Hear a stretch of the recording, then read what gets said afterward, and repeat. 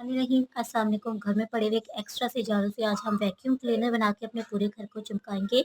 Nail paint लगाने के शौकीन लेडीज़ के लिए किस तरह से इसको ईज़िली रिमूव कर सकती है आसान सा तरीका। जब टूथपेस्ट हमारी ख़त्म हो जाती है तो फेंकी जाने वाले इस रैपर को आप किस तरह से बेहतरीन तरीके से यूज़ करके एक करामत बना सकते हैं और अपने किचन और घर के कामों को आसान कर सकते हैं। चलते हैं टिप नंबर 1 की तरफ। तो नेल पेंट जो है वो ख़वातीन ज़रूर से लगाती हैं। कहीं भी जब हमें बाहर वगैरह जाना होता है तो हम नेल पेंट लगाते हैं और नेल पेंट जब हम लगा लेते हैं तो हमें नमाज़ वगैरह पढ़ना होता है या जब इस नेल पेंट को रिमूव करना हो तो हमारे पास अगर थिनर वगैरह या नेल रिमूवर नहीं है तो फिर से रिमूव करना काफ़ी मुश्किल हो जाता है।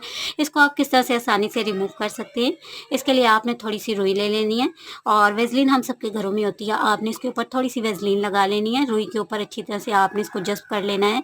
अगर नेल पेंट आपकी सूख गया तो आप दोबारा से इसके ऊपर नेल पेंट का एक कोट लगा लें और रुई की मदद से इसको इस तरह से रिमूव करते जाएं। इससे आपके नेल पर निशान भी नहीं पड़ेंगे, नेल की शाइन भी ख़राब नहीं होगी और जो नेल पेंट आपने लगाई है वो बहुत आसानी से आपके नेल से रिमूव हो जाती है। बहुत आसानी से आप नेल पेंट को रिमूव कर सकते हैं। साइड की तरफ तो जो बनाना टूथपेस्ट का रैपर ले लिया तो इस तरह से हम इस टूथपेस्ट को कट कर लेंगे।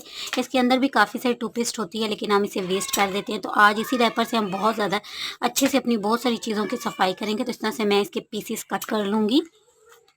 टूथपेस्ट के पीसेस को मैंने कट कर लिया है। अब हम इसमें ऐड कर देंगे पानी। तो पानी आपने थोड़ा सा तेज़ गर्म ही इसमें ऐड करना है। 1 टीस्पून जितना मैं इसमें शैम्पू ऐड कर रही हूँ। आप कोई सा भी शैम्पू ऐड कर सकते हैं, चाहें तो यहाँ पर लिक्विड डिश वॉश ऐड कर लें। एक चम्मच की मदद से अच्छी तरह से मैं इनको मिक्स कर लूँगी ताकि टूथपेस्ट और जो शैम्पू है वो अच्छी तरह से इसमें डिज़ोल्व हो जाए। तो ये हमारा एक ज़बरदस्त सा क्लीनर बन के रेडी हो चुका है। इस क्लीनर को हम कई जगह यूज़ कर सकते हैं। आप चाहें तो इसे किसी स्प्रे वाली बॉटल में भर लें। और यहाँ पर मैंने ले लिया एक पुरानी देगची का ढक्कन जो कि मेरे बिल्कुल यूज़ में भी नहीं था। इसकी देगची टूट चुकी थी और मैं बिल्कुल बेकार पड़ा हुआ था और काफ़ी हद तक ये गंदा भी हो चुका है। तो हम क्या करेंगे, तो ये जो टूथपेस्ट के रैपर हम खाली समझ के फेंकते हैं तो ये देखिए इनके अंदर काफ़ी सारी टूथपेस्ट होती है। इस टूथपेस्ट को आपने अच्छी तरह से इस देगची के ढक्कन पर लगा देना है। के ऊपर इस लिक्विड को अप्लाई कर दिया है तो जो इसके एजेस होते हैं इनके अंदर भी काफ़ी ज़्यादा डस्ट गंद वगैरह फंस जाता है। तो इसी रैपर की मदद से हम इस सारे एरिए को साफ़ करेंगे। ये देखिए जैसे जैसे हम रिमूव करेंगे तो ये जो इसके अंदर चिकने और मैल की जो तह निलगी होती है ना वो सारी की सारी निकल जाएगी और इस तरह से आपकी पतीली के ये जो ढक्कन वगैरह होते हैं ना ये बहुत आसानी से साफ़ हो जाते हैं। तो मैं सारी पतीली के ढक्कन को ये देखिए इसी तरह से साफ़ कर लूँगी। अंदर और बाहर वाला एरिया जहाँ से हमारा जो स्पंज और हमारी जाली नहीं जाती उसको देखिए इसी टूथपेस्ट के रैपर की मदद से मैंने साफ़ किया। कितना ज़्यादा चिकना और गंद और मैल कुचल इसके अंदर थी तो जो कि हमारी सेहत के लिए भी अच्छा नहीं होता। इसी की मदद से हमने इसकी भी सफाई कर ली है। पतीली के ऊपर इस लिक्विड को हम 5 मिनट के लिए लगा रहने देंगे और उसके बाद हम इसे पानी से वॉश कर लेंगे। पतीली हमारी बहुत अच्छे से, इसका ग्लास देखिए चमक रहा है, नीट एंड क्लीन हो चुका है। तो इस तरह से एक्स्ट्रा पड़ी हुई चीज़ों से हम अपने क्लीनिंग के काम को आसान कर सकते हैं। लिक्विड हमारा अभी भी उसी तरह से पड़ा हुआ है तो इस लिक्विड से और कौन कौन से आप क्लीनिंग के काम ले सकते हैं। यहाँ पर हमारी सीजर बहुत ज़्यादा गंदी हो चुकी थी और इसकी शार्पनेस भी कम हो चुकी थी। तो टूथपेस्ट काटते वक्त टूथपेस्ट जिस पर भी लगी थी सबसे पहले हम इसकी क्लीनिंग करेंगे। तो ये जो हमारा स्पंज होता है इसी की मदद से पहले आपने ड्राई ही इसके ऊपर अच्छी तरह से रब कर लेना है। इसके ऊपर जो भी मैल कुचल लगी होगी वो भी उतर जाएगी और इसकी धार भी बहुत अच्छे से तेज़, नीट एंड क्लीन और शार्प हो जाएगी। तो अच्छी तरह से मैं इसे साफ़ कर लूँगी। सीज़र की सफाई भी इसकी मदद से देखिए बहुत अच्छे से हो चुकी है। इसकी धार भी तेज़ हो चुकी है, जो मैल कुचल वगैरह लगा था वो भी उतर चुका है। उसके बाद हल्का सा सरसों का तेल लगा लीजिएगा ताकि आपके सीज़र को ज़ंग ना लगे। तो चलते हैं इसी लिक्विड से हम नेक्स्ट कौन सी सफाई करेंगे।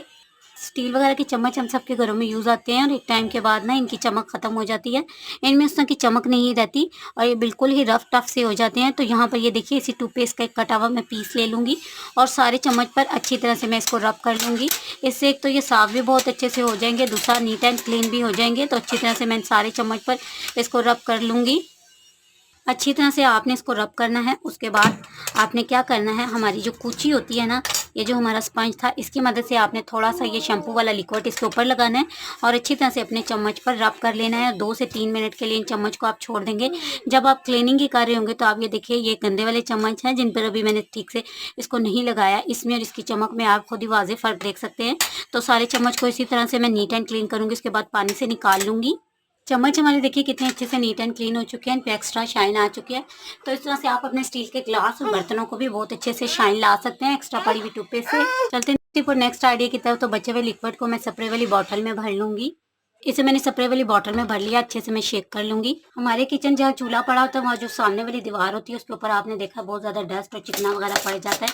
उसके ऊपर आपने अच्छी तरह से इसका स्प्रे कर लेना है। पहले पहले मैं एक्स्ट्रा कपड़ा लेके इसको अच्छी तरह से साफ कर लूँगी, उसके बाद ड्राई कपड़े से वॉश कर लूँगी। जो दाग धब्बे नीब लगे होते हैं ना चिकने वगैरह के, तो वो निकल जाती हैं और ये एरिया हमारा टाइल्स वगैरह जो होती है ना ये बहुत अच्छे से साफ़ हो जाती हैं। ये देखिए ये जो हमारी टाइल्स होती हैं ये कितनी अच्छे से साफ़ नीट एंड क्लीन हो चुकी हैं।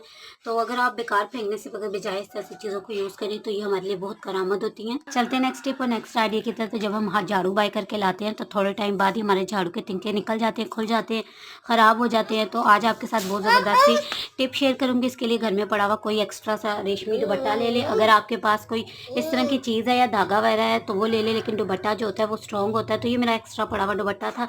इसमें से मैं साइड से ना एक चौड़ी सी पट्टी काट लूँगी। दुपट्टे में से मैंने यहाँ पे एक पट्टी काट ली है। ये दुपट्टे जो होते हैं ना काफ़ी मजबूत होती है और ये जो इनकी डोरी वगैरह है ना ये टूटती नहीं है। तो बाकी बचे हुए दुपट्टे को हम साइड पे कर लेंगे और ये जो हमने लंबी सी डोरी इसमें से काटी है ना इसको हम यूज़ कर लेंगे। ये सबके पास अवेल होती है, धागा वगैरह या इस तरह की कोई स्ट्रॉन्ग चीज़ हमारे पास होती नहीं है। तो आपने एक छोटा सा काम करना है, आपने अपने झाड़ू में से ना इस तरह से इसको थोड़े थोड़े तिनके लेके ना इस तरह से इसके बीच में से निकालने हैं और इनको ना आप थोड़े थोड़े फासले में से ना गिरा लगाते जाएंगे। ठीक है, ये देखिए इस तरह से मैंने निकाला। अभी मैंने इसका रबट वगैरह नहीं काटा, ये काटने की आपको ज़रूरत नहीं है।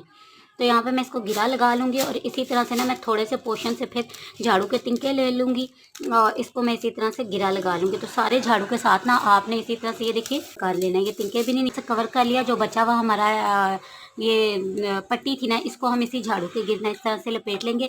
अब ये झाड़ू हमारा खुलेगा नहीं, ख़त्म हो जाएगा। तो सारे झाड़ू को इसी तरह से मैं टाइट कर लूँगी। आखिर में आपने इसको यहाँ पे गिरा लगा के ना टाइट कर लेनी है और एक बार इसको इस तरह से कर लेंगे। देखिए झाड़ू हमारा ज़बरदस्त सा बन के रेडी हो चुका है।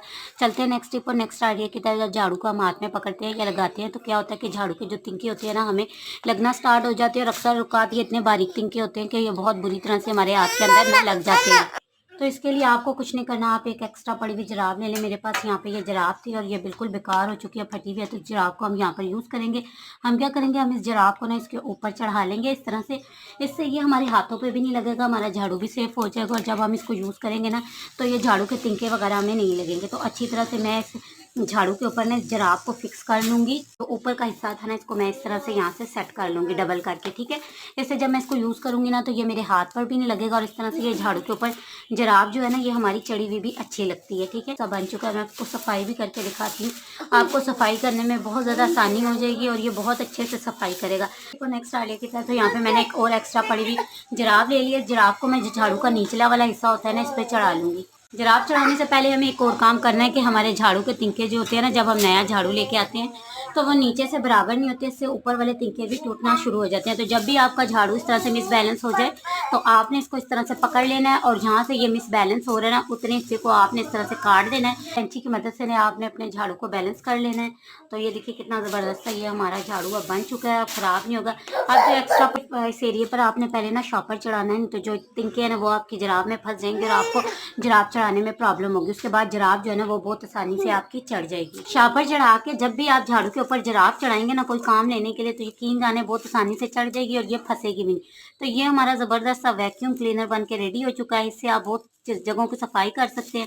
आप जो है ना दीवारों वगैरह से जाले वगैरह उतार सकते हैं। इसके अलावा हमारे सोफे वगैरह होते हैं, हमारे घर के बहुत सारे एरिए ऐसे होते हैं ना जहाँ पर हमारा हाथ नहीं जाता, वहाँ से आप बहुत आसानी से सफाई कर सकते हैं। हमारे घर की जो दीवारें वगैरह होती हैं जहाँ पर हमारे फ्रेम वगैरह टंगे होते हैं ना इनके पीछे से सफाई करना काफ़ी मुश्किल होता है। आप वहाँ से इसकी मदद से ना बहुत आसानी से सफाई कर सकते हैं। इसके अलावा आप दीवारों बहुत सारा फर्नीचर और बहुत सारी जगह ऐसी होती है जहाँ पर हमारा हाथ नहीं जाता फर्नीचर के पीछे या चीज़ों के पीछे। देखिए हमारा हाथ बिल्कुल भी नहीं जा सकता और इसके आगे ना बहुत सारी डस्ट और बहुत सारा कचरा और मिट्टी यहाँ पर जमा हो जाता है। तो इन जगहों की सफाई आप बहुत आसानी से कर सकते हैं। उम्मीद है आज की टिप्स एंड ट्रिक्स पसंद आई होंगी और ये फ्री कॉस्ट आपको वैक्यूम क्लीनर भी पसंद आया होगा। टिप्स अच्छी लगी हैं तो आप बहन में से गुजारिश होती है प्लीज़ ज़रूर से सपोर्ट किया करें, चैनल को सब्सक्राइब करें। वीडियो अच्छी लगी है तो लाइक शेयर कमेंट और चैनल को सपोर्ट करना बिल्कुल मत भूलिएगा। अपना रखिएगा ख्याल, जज़ाकल्लाह।